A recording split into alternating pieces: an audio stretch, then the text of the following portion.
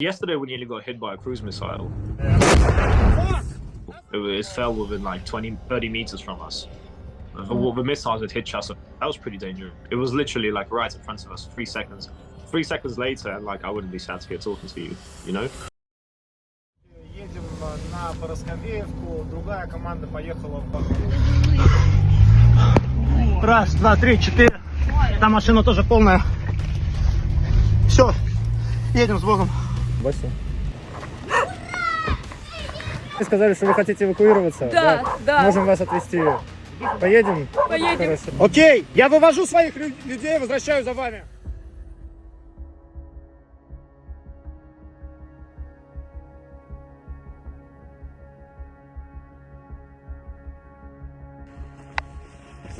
Здрасте.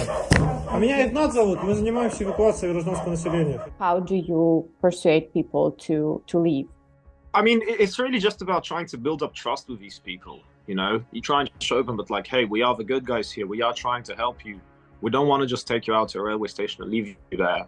And here's an example of a family we got out. Here's them living in a house we found for them, you know? This is what we can do for you. Like, we helped a lot of people. Here are their testimonies. Maybe they were your neighbors. Maybe they were your neighbors' neighbors. And look, now they're safe and sound. So really just by showing them concrete examples of saying, hey, this is where we can take you. Not just like, okay, you're going to go through the government resettlement program and everything is going to be fine. I mean, in English, it's better the devil you know. Like, it's really bad where they live. There's no electricity a lot of the time. There's no phone connection. There's no water. There's constant shelling, you know, mortal risks, but they know it. Whereas where they're going to another place, they don't know anything that's going to happen there, so they're terrified of that even more. And they've been living for so long in these conditions that they just get accustomed to it, right? It's not like one day all of a sudden your town turns into, you know, the scene for World War III. No, it's like it's gradual progression. First, you know, the shelling is 20 kilometers away, then it's 5, then it's 2, then there's no water, etc., etc. Ми допоможемо до рідних Я вас доїдеш. понимаю, ну, поэтому я решу. Як хочеш. Первый человек совсем отказался ехать. Вторых людей мы не нашли. Are the other reasons why people are waiting till the very last moment to evacuate, and some are not even persuaded to evacuate even if the shell hits their house? Do you think it's some kind of like a distorted perception of the reality in the war zone? Well, 100%. I mean, it's the feeling, it's the idea that, like, if you're in your house, you're safe. Like, if you stay there, you're going to be fine. Because, you know, the shells, they never hit you. They always hit someone else until they hit you, right? Mm-hmm. It's like, oh, yeah, the neighbor got hit. Oh, yeah, like, my friend got hit. But it's not me. It's not me. Plus, it's like, it's, as I said, it's gradual, right? People don't wake up in World War III, you know, in this absolute, like, hellscape. Their criteria of what they find acceptable for their lives, it gradually moves and moves and moves. And then other people, like, they have relatives who don't want to go, you know, and they can't leave because of the relatives. Other people, they have a very strong attachment to their land. They'll say, hey, no, this is my land. I'm not going to leave it. How will I live somewhere else? I can't imagine it. Other people just don't have the financial means. They're like, hey, no one is going to help me. If I leave here, like, my house will be looted. There won't be anything left to come back to. I'd rather die here with this. So it's kind of, because they hold on to these material possessions for so long, these possessions become more important in their lives almost. Так, эвакуация из Бахмута, собака, 2 кошки, еще 2 кошки, еще 3 человека сзади. You kind of hear 5 or 10 arguments for not leaving, and you just try and cycle through them, and then whichever one is the strongest for these people, and you really try and work with it. So maybe someone doesn't want to leave because of their parents who aren't going to leave, and you try and tell them that, look, I know it's difficult, but at the end of the day, it's your life, and you have to make the decision for your life. If these people want to endanger their lives, like, it's not on you. That's not your decision. Нравится? Вот в таком сидеть? Я с нуля это построил. Мы все это понимаем. И что вы с нуля это построили? А семью вы не с нуля строили? Нетесь сюда же. Ходите так и шапкой, дай, блядь, кусочек хлеба. Нет. We evacuated some people from Bakhmut, and it was a difficult case because, so we came to the address, and first we got the mom out, because she was very frail, and we evacuated her, and she died maybe 2 or 3 weeks later. And then we came back, and the daughter wanted to leave by that point, but her dad didn't want to leave. And we were like, hey, look, if you stay here, like, chances are you're gonna die. Like, it's not a joke. It was before the winter. It's very bad conditions. They were living in an apartment block. If you're living in a private house, you can kind of make do. But if you're living in an apartment block, you're really tough conditions. So in the end, and she's faced with a really tough decision. She turns to me and she says, hey, what should I do?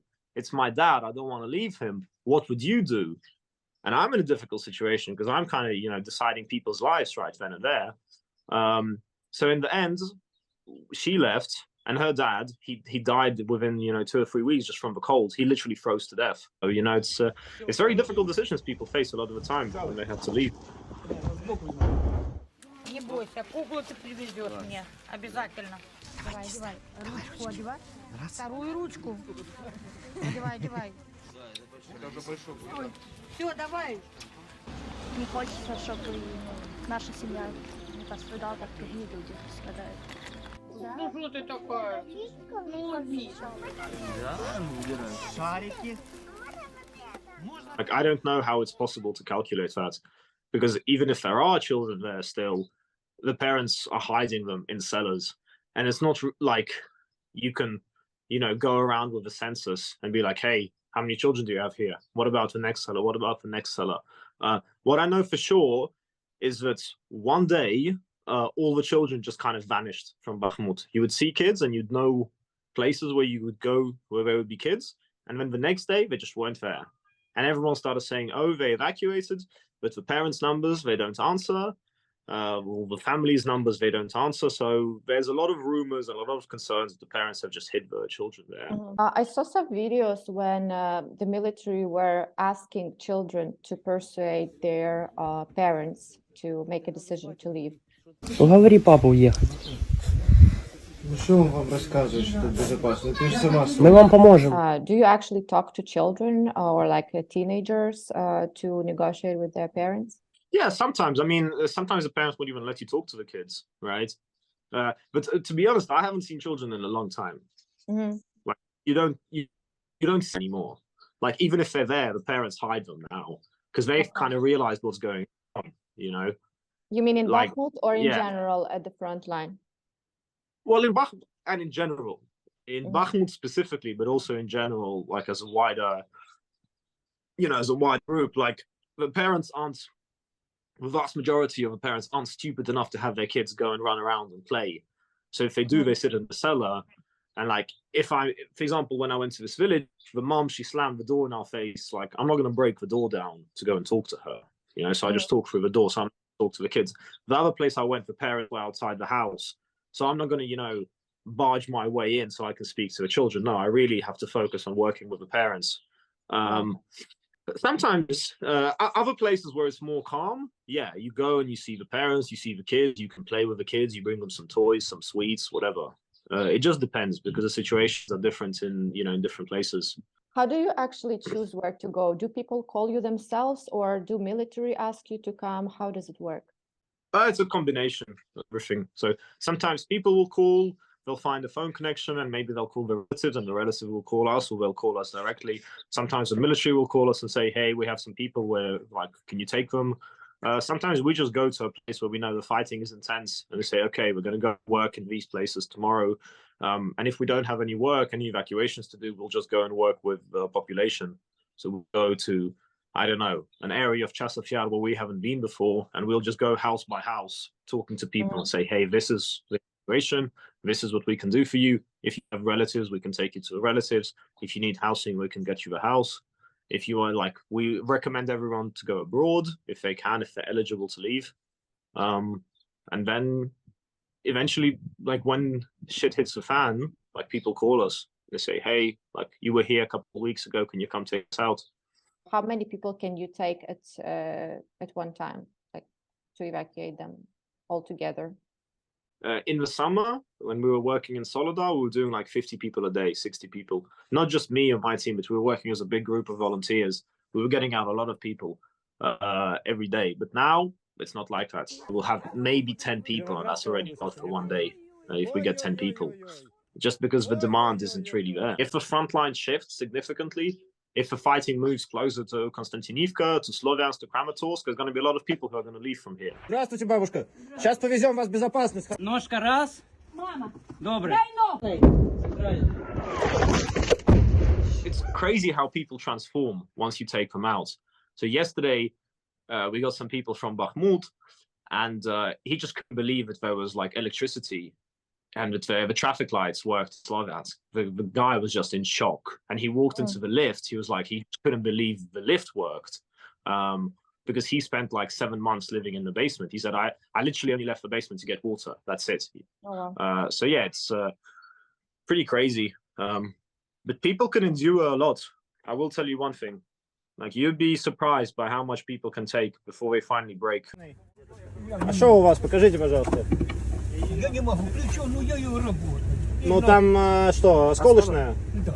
Ну вам в больницу, значит, нужно, чтобы Да не посмотреть. надо, но я говорю, меня отвезите в Константинов. Ну откуда вы знаете? Вдруг у вас там заражение будет, загноение? Вы хотите без руки остаться, рисковать? You also have to consider that the vast majority of people have left. Like, the people who remain, they're really like the hardliners, you know, the people who have the opportunity to leave, who maybe have the money, who have the education, who have the background to find employment.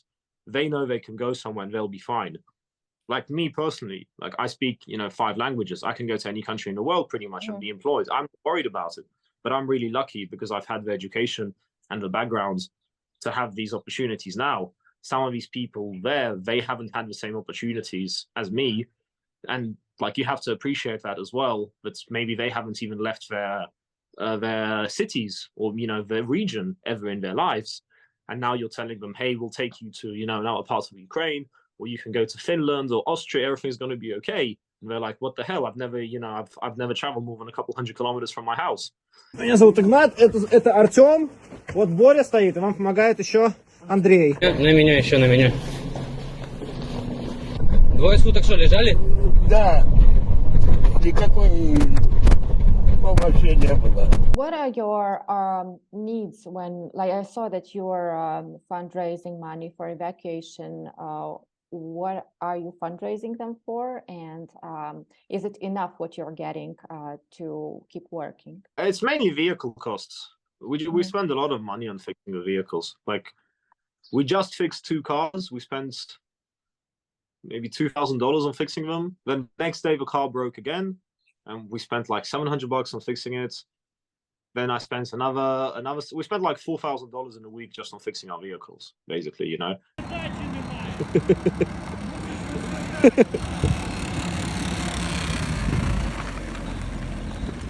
How are you dealing with all the stress and emotions? I don't know, like, because you're doing it for almost a year now, and it must be like difficult emotionally speaking too. Yeah, but I mean, also it's like it's really rewarding because you're doing something very worthwhile. My team, we're definitely helping all these people. I don't have any doubts about it. Sometimes, yeah, when you drive to a village, which is super dangerous, like those 2 villages on the front line, the road is really bad. You don't get anyone out, the people don't want to leave, and you break your vehicles on the way out, and you're like, oh, that was a difficult day. But then another day, you'll get this 94-year-old grandma to leave, and she's her grandchildren now and great-grandchildren, and they're going to be happy. Because it's not just that one woman who you're impacting, evacuating, right? It's her whole wider family who are so terrified for her, and now they're all going to be good as a unit. So it's a very worthwhile and rewarding thing to do. Еще раз, смотрите, мы не одни, привели вам знакомого человека.